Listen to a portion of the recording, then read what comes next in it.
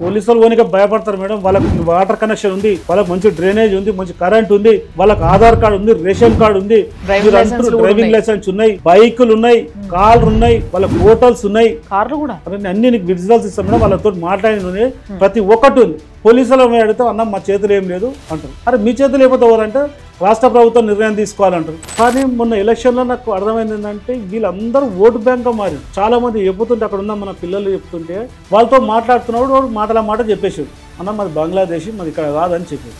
మరి వీళ్ళకి ఓట్లు ఎట్లున్నాయి అన్న? అదేగా నేను పోయి ఓటు హక్కు ఉంది మరి బంగ్లాదేశ్ అన్నప్పుడు ఆయన మొత్తం కాలనీ పెద్ద మనిషి నాకు ఇన్ఫార్మ్ చేసింది. వీళ్ళందరూ వచ్చి పని చేయడం ఏందని నేను అప్పుడు ఆరా తీసేసరికి నేను అక్కడ ఉన్న పోలీస్ స్టేషన్ కానీ అక్కడ ఉన్న ఎంఆర్ఓ కానీ కలెక్టర్ గారిని అడిగితే ఉంటారు 6,000 మంది అంటారు. వీళ్ళు కొన్ని స్మాల్ స్కేల్ బిజినెసెస్ చేస్తున్నారా అనేసి విన్నా నేను.